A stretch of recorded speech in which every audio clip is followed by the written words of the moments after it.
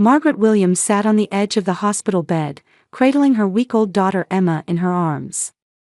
The soft morning light streaming through the window illuminated the baby's tiny face, and Margaret's heart was filled with love. This was the first time in her life she had felt unconditional love. She gently kissed Emma's soft cheek. "My little angel," Margaret whispered.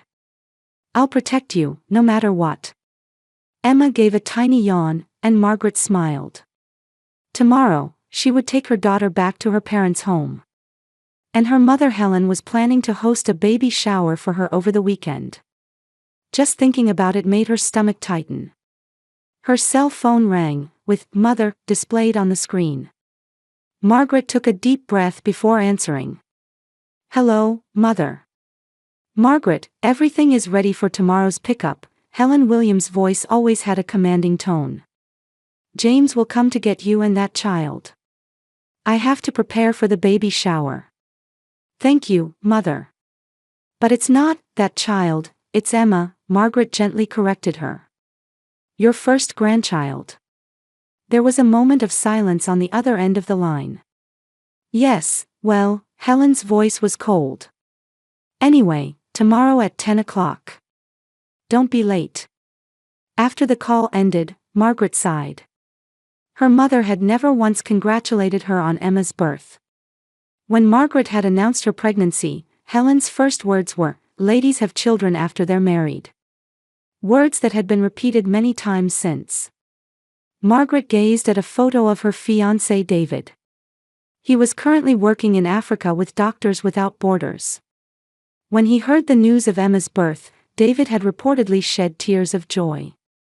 However, he couldn't return home in the middle of his mission and wouldn't be able to attend the baby shower. "Daddy will come see you soon," Margaret told Emma. "Daddy is a very kind and brave person." Do you know some people earn over $10,000 a month just by posting Reddit stories on YouTube? No face, no voice, just a laptop.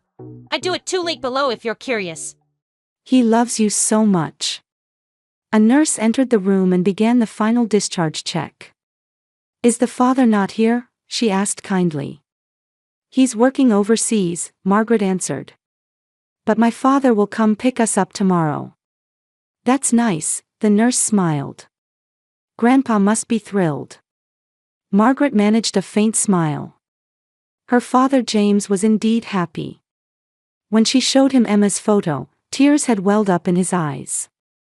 But that was only when Helen wasn't around. James Williams was a reserved, gentle man. He was a history professor at a prestigious university in Virginia, beloved by his students. At home, however, he always yielded to Helen's strong will. Margaret loved her father, but sometimes she was disappointed by his indecisiveness. If only Dad were stronger, Margaret had thought countless times. He had silently accepted the fact that her sister Becky was always their mother's favorite. Becky. Margaret felt complicated emotions rise within her at the thought of her sister's name. She always seemed smarter, more beautiful, and more successful than Margaret. At least in Helen's eyes. Becky was a successful lawyer with no children from her marriage to Brad. When Margaret announced her pregnancy, Becky had offered her congratulations on the surface, but there was something cold in her eyes. Margaret later learned that Becky and Brad had been undergoing fertility treatments. Margaret didn't hate her sister. Rather, she wished to bridge the deep gap between them. She secretly hoped that Emma's birth might be that bridge. The next day, James arrived as promised to pick up Margaret and Emma. When he held his granddaughter, tears welled up in his eyes.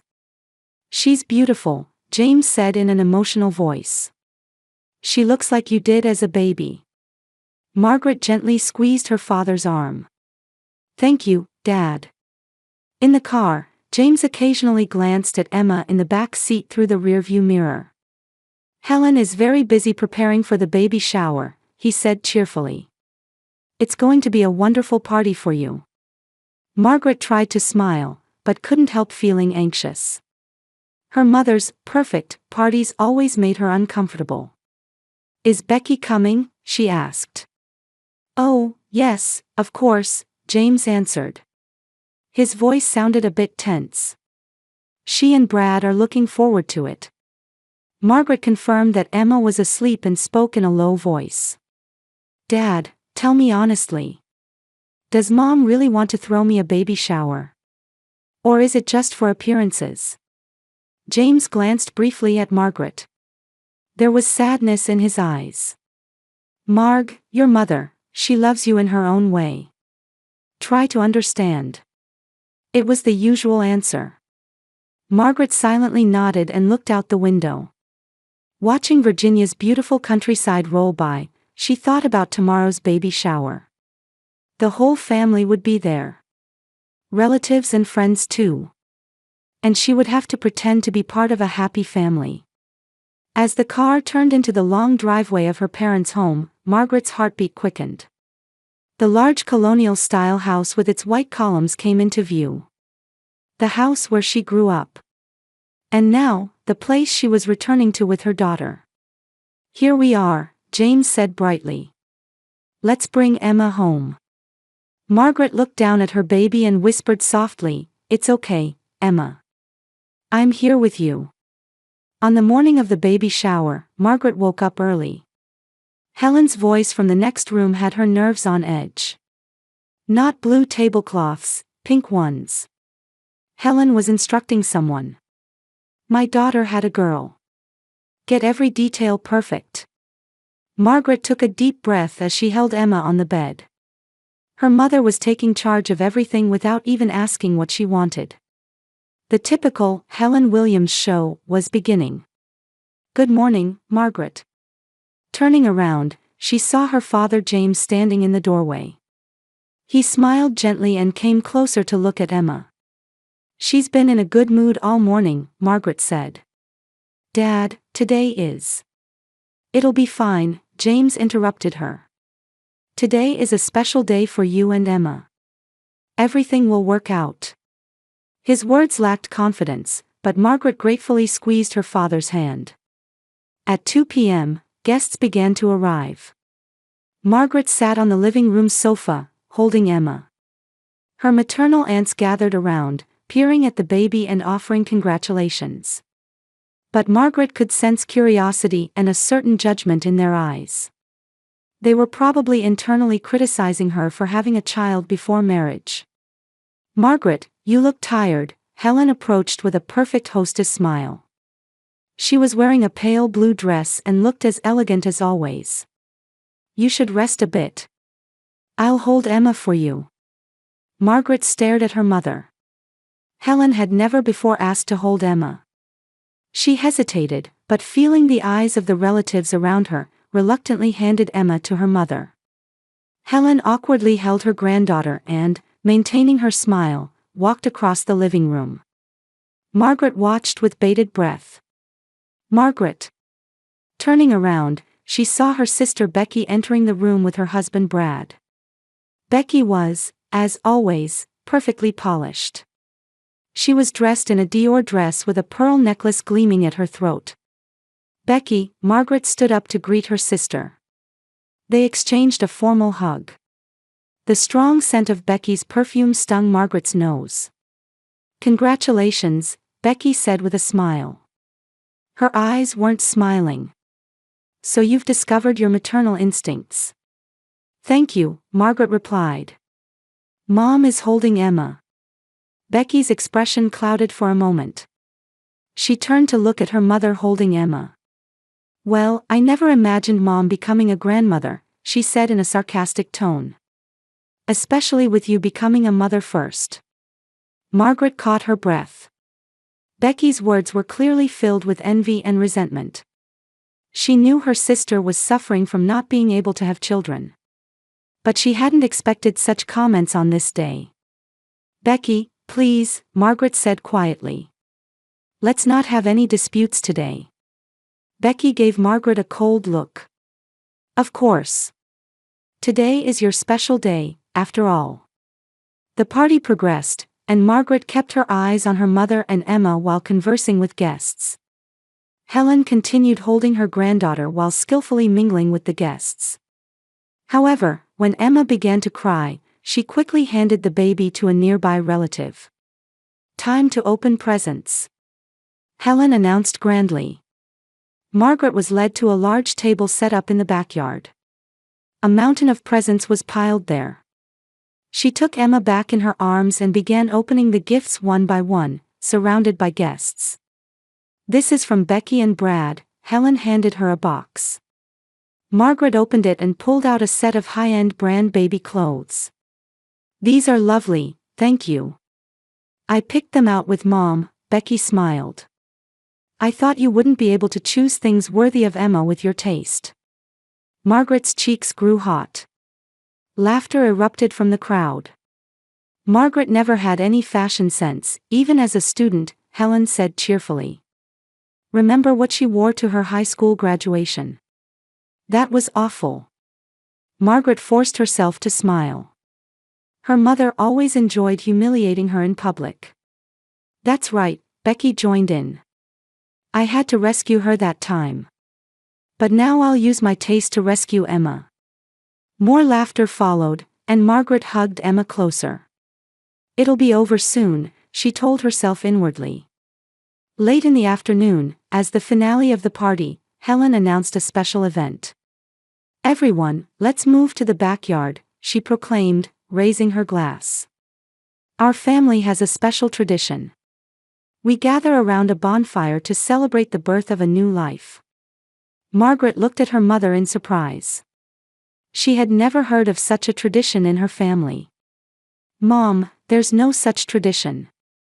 "Of course there is," Helen interrupted with a smile. Her eyes gleamed coldly. "Have you forgotten? Our ancestors believed that fire wards off evil spirits. But Emma is still so small, and—" "It's fine, Margaret," Helen said firmly. "Everyone is looking forward to it. You always disregard family traditions, but just cooperate today." Margaret looked for James, but he was deep in conversation with relatives in a corner of the garden. She took a deep breath and gave up arguing. "All right," she said quietly. The guests began moving to the backyard. Margaret, holding Emma, followed at the back of the group.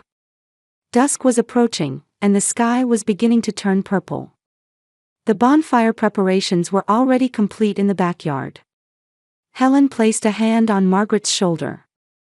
"Come on, don't keep everyone waiting," she whispered. "Tonight is a special night for you and your daughter." Most of the guests had already gathered around the fire pit set up in the backyard.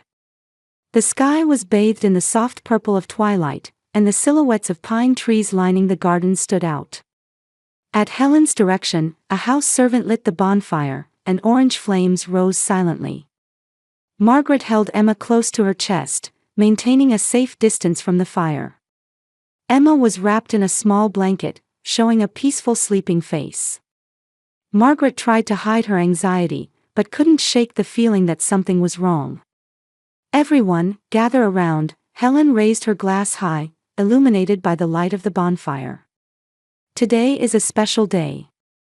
A new life has joined our family." Relatives and friends applauded with smiles. Margaret returned their smiles awkwardly. "The Williams family has an ancient tradition," Helen continued. "When welcoming a new family member, we borrow the purifying power of fire to bless the baby." Margaret frowned. She had never heard of such a tradition. Looking over, she saw that her father James also wore a confused expression. "Now, I want to teach Margaret her first lesson in parenting," Helen said with a smile. "That a mother's duty sometimes involves pain." A sense of confusion spread among the guests. Helen ignored it and approached Margaret. "Now, let me see Emma." Helen reached out her hands. "Let Grandma hold her." Margaret instinctively stepped back. "Mom, she's sleeping. I think it's better not to wake her." "Margaret," Helen's voice had a steely coldness. "Are you defying me in front of everyone?" Margaret felt the eyes of all the guests on her. Feeling uncomfortable and pressured socially, she reluctantly handed Emma to her mother. Helen took Emma and, for the first time, seriously looked at her granddaughter's face. Something in her expression changed. The rigid smile disappeared, replaced by something else. "She's a pretty child," Helen said quietly. Suddenly, her gaze turned to Margaret. Her eyes were cold and filled with hatred. "Having a baby before your sister, you're a traitor." Margaret caught her breath. "What are you saying?" "Be quiet." Helen's voice rang sharply. "You've disrupted the family order." The guests were confused and began to quietly back away. No one had the courage to intervene in this strange turn of events. "Mom decided that I would have a child first." Turning around, Margaret saw Becky standing on the opposite side of the bonfire, wine glass in hand. Her face was illuminated by the flames, creating strange shadows. "It's a family tradition," Becky continued. "The second daughter should have children before the firstborn." "That's what Mom said." Margaret stared at her sister in disbelief. "What are you talking about? There's no such tradition." "There is." Helen's voice trembled with anger. "My mother was a second daughter.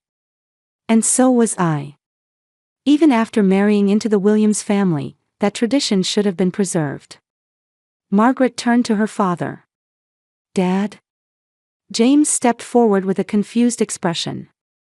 "Helen, what are you saying? There's no such tradition." "Be quiet." Helen glared at her husband. "This has nothing to do with you." Helen's expression twisted, and she looked down at Emma. "I can't accept this child." Margaret's blood ran cold at those words. "Mom, give Emma back to me," she pleaded. But Helen pretended not to hear and slowly moved closer to the bonfire. "A child who breaks tradition needs purification."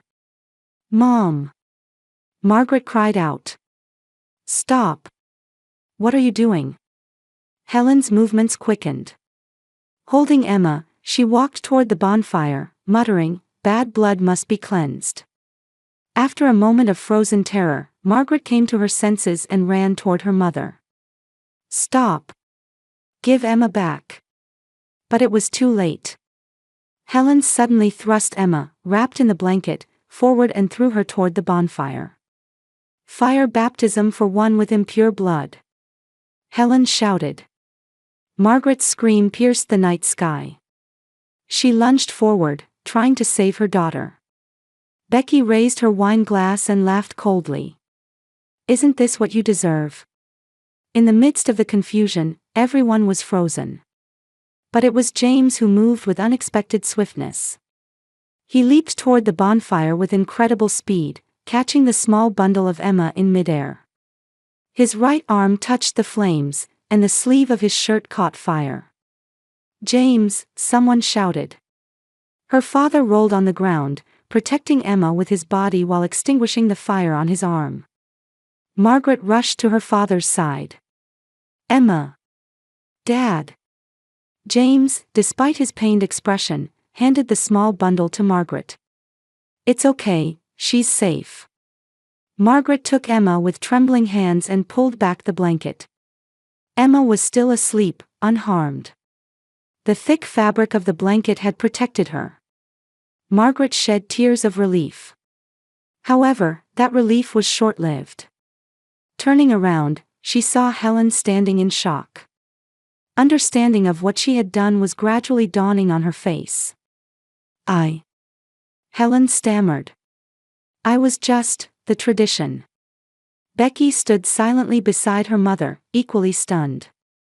Her wine glass had fallen and shattered, with red wine spreading across the ground. Margaret hugged Emma tightly and looked at her father. James had red burn marks on his arm and was clearly in pain. But in his eyes burned something she had never seen before. It was anger. Pure, uncontainable anger. He slowly stood up, and after confirming Emma's safety, turned to face Helen. "Margaret, go inside," he commanded in a low voice. "Take Emma to safety." Margaret was surprised by her father's tone. The gentle, mild-mannered father she knew was gone, replaced by someone else entirely. But Dad, your arm is. Now.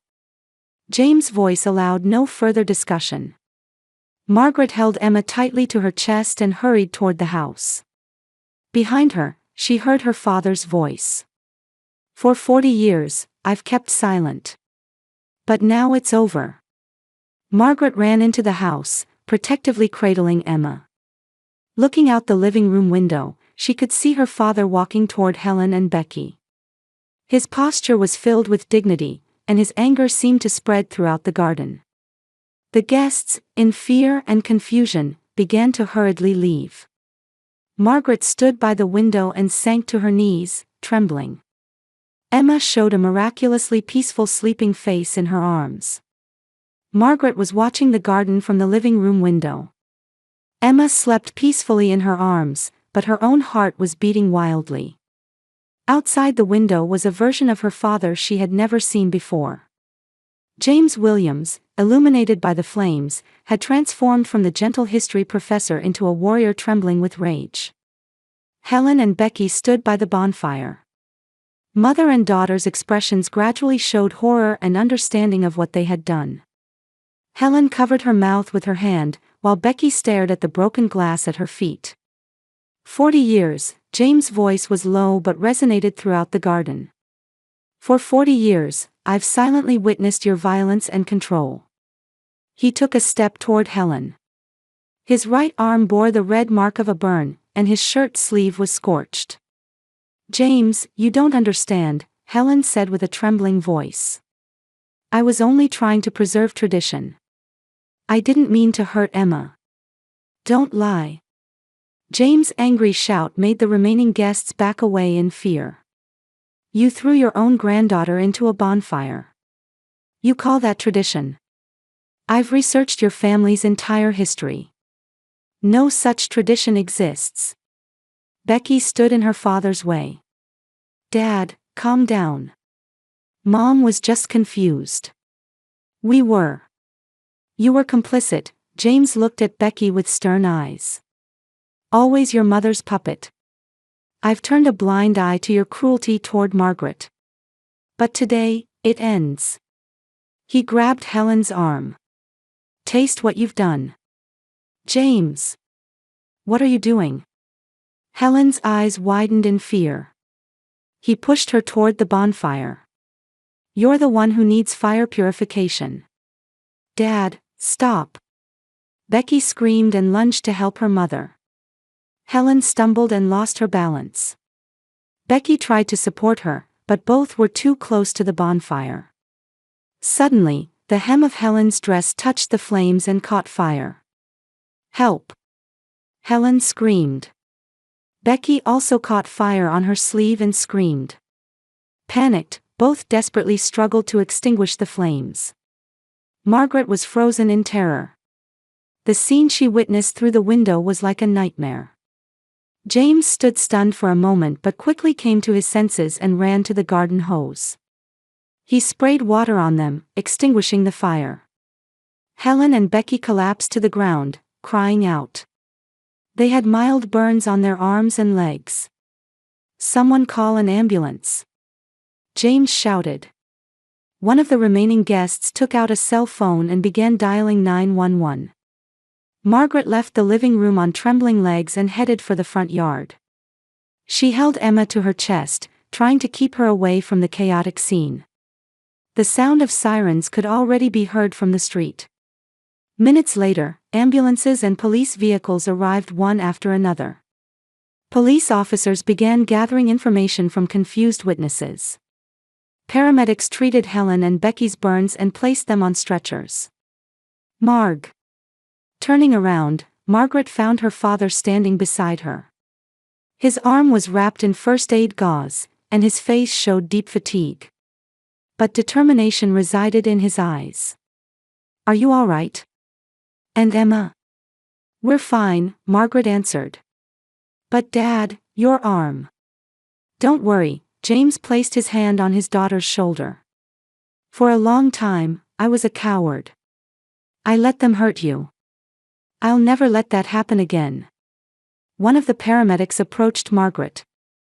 "Ma'am, you and your baby should be checked at the hospital too. Just to be safe." Margaret nodded. She looked at James. "Dad, come with us." "Of course," James answered. "I'll go in another ambulance." A police officer approached them. "Can you tell us what happened?" "My wife and younger daughter," James answered quietly, "tried to kill my granddaughter." The officer's expression tightened. "That's a serious accusation. Can you provide details?" "After we get to the hospital," James said. "My daughter and granddaughter's safety comes first." The officer nodded and escorted them to an ambulance. Margaret climbed into the ambulance, holding Emma close. Inside, a paramedic began carefully examining her and Emma. "Miss, your baby is fine," the paramedic reassured her. "It's truly a miracle." "A miracle," Margaret murmured. She looked out the window. She could see Helen and Becky being loaded into another ambulance. Anger and sadness mingled within her. Her mother and sister had tried to harm her child. She couldn't understand how such a thing was possible. "Marg," James sat beside her. "I'm going to tell the police everything. About Helen's years of abuse, and what happened today." Margaret stared at her father. "Dad, why did you stay silent all these years?" James heaved a deep sigh. His eyes reflected 40 years of pain and regret. "Shamefully, I feared her. And I loved her. It was blind love." He gazed tenderly at Emma. "But when I saw this child, everything changed. Now I have someone to protect. You and Emma." With sirens blaring, the ambulance sped toward the hospital. Margaret gazed at Emma's tiny face and gently kissed her cheek. "It's okay," she whispered. "Dad and I are here for you." Stars shone quietly in the night sky, visible through the ambulance window. Margaret knew that today's events had changed her life forever. But she also felt hope that this change might not necessarily be a bad thing. From the moment her father stood up for her and Emma, a new family had begun. Margaret woke up in a small hospital waiting room. Emma was sleeping in a makeshift bed prepared by a nurse. Last night's event seemed like a nightmare, but her father's bandaged arm reminded her that it had all been real. The hospital room door opened, and 2 police officers entered. One was a female detective with kind eyes. "Ms. Williams, may we speak with you?" Margaret nodded. As the female detective sat beside her, the other officer stood near the door. "You've been through a terrible experience," the detective said quietly. "Your father told us about the situation. And about your family's complex history." Margaret looked out the window. "I never imagined my family would come to this. Growing up in an abusive home is like sitting on a time bomb," the detective said. "Your mother and sister have been transferred to another hospital. They're both receiving treatment for their burns, but arrest warrants have been issued." "What will they be charged with?" "Child endangerment, attempted murder, and domestic violence," the officer answered. "Your father's testimony will be crucial. He says he's going to reveal all the details of 40 years of abuse." Margaret exhaled shakily. She felt a mixture of fear and relief that long-kept secrets would come to light. "Has David been contacted?" she suddenly remembered. "Your father has already contacted him. He's returning on the next flight." The following 2 weeks felt like living someone else's life. Margaret and her father stayed in a hotel, as their house was off-limits due to the police investigation. David returned, and his calm presence soothed her heart. "I'll do anything for you and Emma," he promised. "From now on, we'll move forward together as a family." As trial preparations progressed, Margaret decided for the first time to tell her story. With the help of a hospital counselor, she began preparing to take the stand and testify about the years of abuse and the recent horrific event. On the day of the preliminary hearing, Margaret entered the courtroom on shaky legs. David and her father stood on either side of her. When Helen and Becky were brought in, she caught her breath. Mother and sister had lost their former dignity, dressed in orange prison uniforms and handcuffed. Helen avoided making eye contact, but Becky stared at her. In her eyes floated an emotion Margaret had never seen before. It was remorse. Surprisingly, Becky did not defend her mother. She admitted she had been controlled by Mother, and said in a small voice to Margaret, "I'm sorry." Helen tried to justify her actions until the end. "I was only trying to preserve tradition," she insisted. But the court handed down a severe sentence for their actions. 6 months later, Margaret was living with her father in a new home. Emma was growing healthy, and her wedding to David was scheduled for the following week. Becky was participating in community service and therapy in exchange for a reduced sentence. Gradually freed from her mother's influence, she was finding her true self again. "Are you going to visit her?" David asked Margaret. He was referring to Becky. Margaret looked out at the spring landscape while holding Emma. "I will." She was a victim of Mother too. That afternoon, Margaret took Emma to visit the rehabilitation facility. Her reunion with Becky began with tears and apologies, and continued with quiet conversation. For the first time, the two sisters truly faced each other. "Real family isn't just about blood ties," Margaret said. "It's about people who protect and love each other." Becky timidly held Emma's tiny hand. Watching this scene, Margaret felt hope for a new beginning.